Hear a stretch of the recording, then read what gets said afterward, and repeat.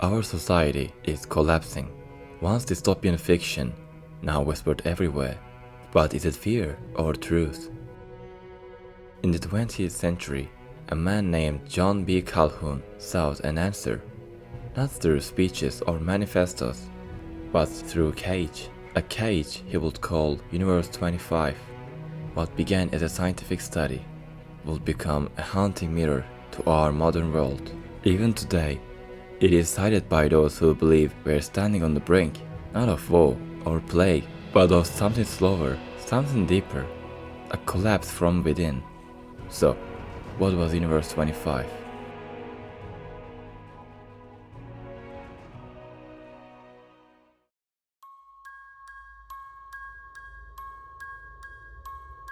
Calhoun built a paradise.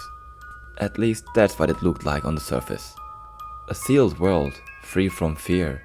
No predators, no hunger, no cold. Temperature was set to perfect 20 degrees. Food and water, infinite. Pain and struggle, absent. Into this artificial Eden, John Calhoun placed 8 pioneers, 4 males and 4 females. It was the beginning of a new world. And in the first 100 days, what Calhoun called the establishment phase, the mice did what any intelligent life form might do. They wandered, they built nests, and they marked territories. They began to understand. This world, Universe 25, had no problem. And then, all of them began to reproduce.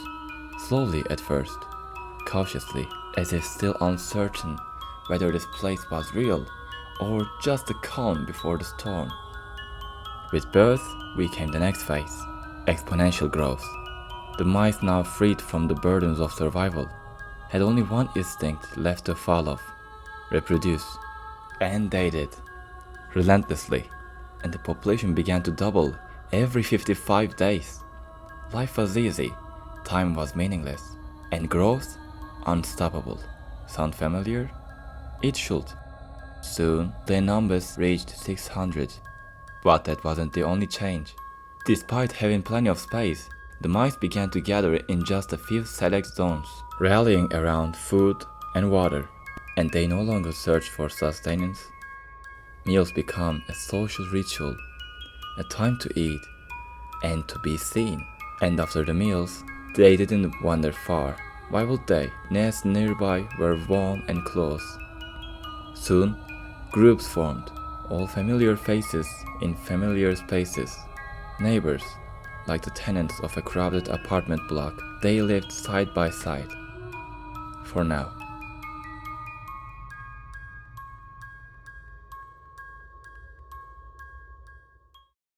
Every system has a limit, and every paradise has a turning point. And day 315 is that day. The phase Calhoun would call stagnation and breakdown. On the surface, everything looked the same. Clean nests, full feeders, soft lighting. But beneath that calm, the cracks had begun to show. The mice were still social in groups. They groomed each other, they ate together, they slept close. But something has shifted. One-on-one connections, in pair bonding, mating rituals, all began to collapse. Intimacy vanished, and birth rates declined. And by day 400, the imbalance became undeniable. A third of the population had become dominant, violent, and territorial, and the remaining 2/3, withdrawn, passive, socially crippled. They were no longer like the pioneers. They were something else. Mutations of once functioning society, fragmented personalities trapped in a maze of abundance.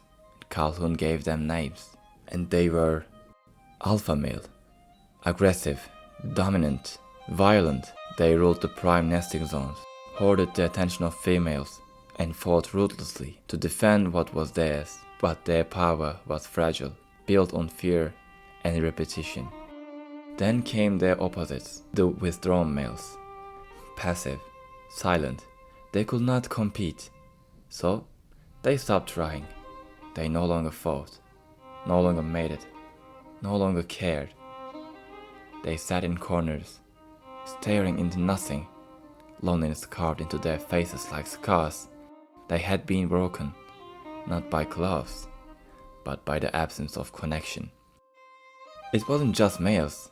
The decay had spread to the females too.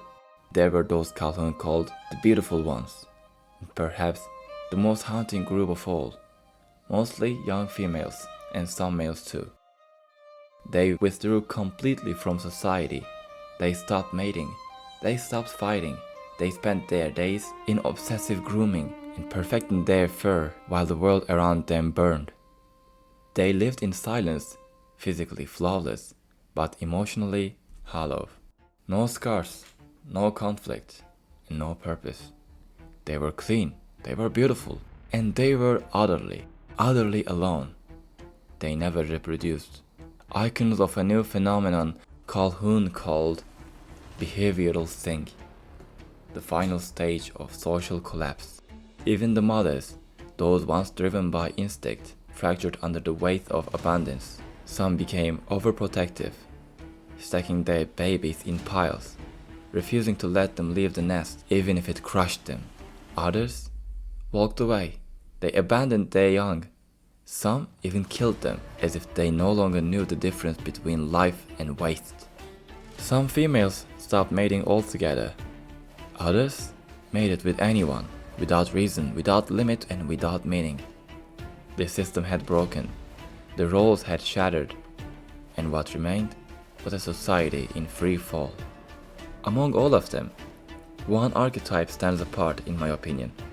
The most terrifying archetype was also the most fascinating, the aggressors. Not alphas, not defenders, just chaos in motion.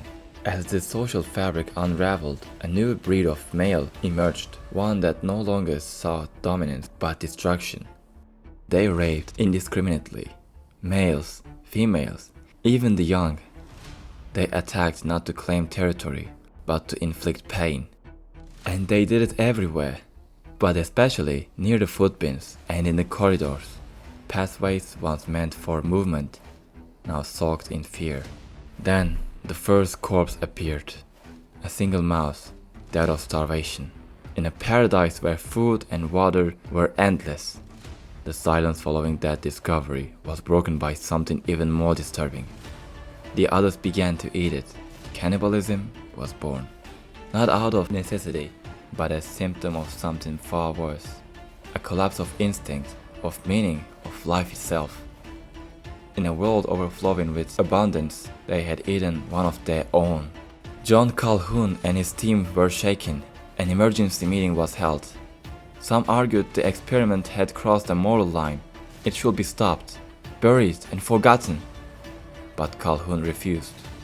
He needed to see it through, and so Universe 25 slipped deeper into something unnameable.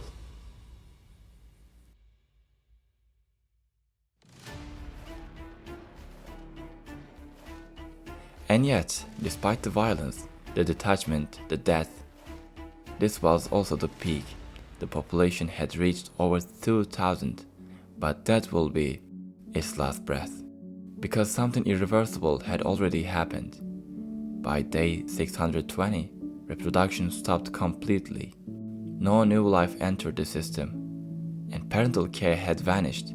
Nurture had collapsed, and any pups that were born did not survive. Not because of predators, not because of starvation, but because no one cared. The instincts that once ensured survival, protection, mating, and cooperation were gone.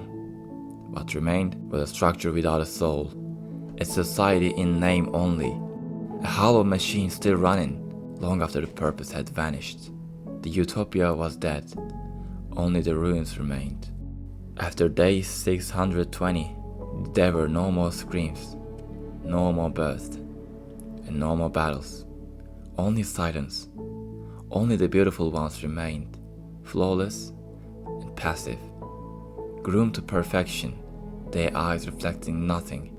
No violence, no mating, no life.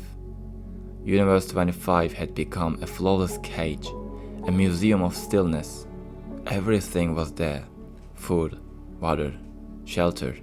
Everything but purpose. everything but life.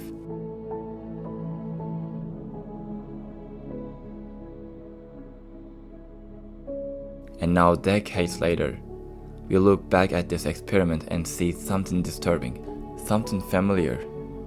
We too live without predators. We no longer fight to survive. With a few taps, all our needs are met. Food at our doors, heat at our fingertips, and companionship simulated by glowing screens. But behind this comfort, a quiet loneliness is spreading. Social interaction is no longer sincere. It is measured in likes and curated by code and performed rather than lived. The powerful draw attention, the passive step back.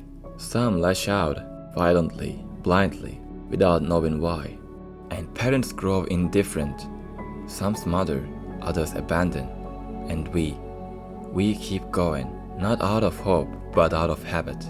Just like in Universe 25, a society that has everything, but no reason to exist. So perhaps this experiment was never just about the mice, and perhaps it was a warning, not of the dangers outside us, but the emptiness within. Dangers faded, food overflowed, and technology soared. We stopped fighting for mere survival. Instead, we sought fun and comfort. Our relationships grew shallow. Families drifted apart. We sat together, yet remained strangers. The echoes of Universe 25 resonate loudly in our world.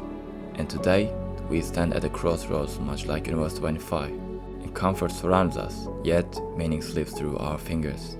Universe 25 was an experiment, but we are a real society. So, what do you think? Have we already become our own Universe 25? Beautiful but empty, powerful but lonely, crowded but corrupt? Or is there still hope to rewrite our history before it's too late?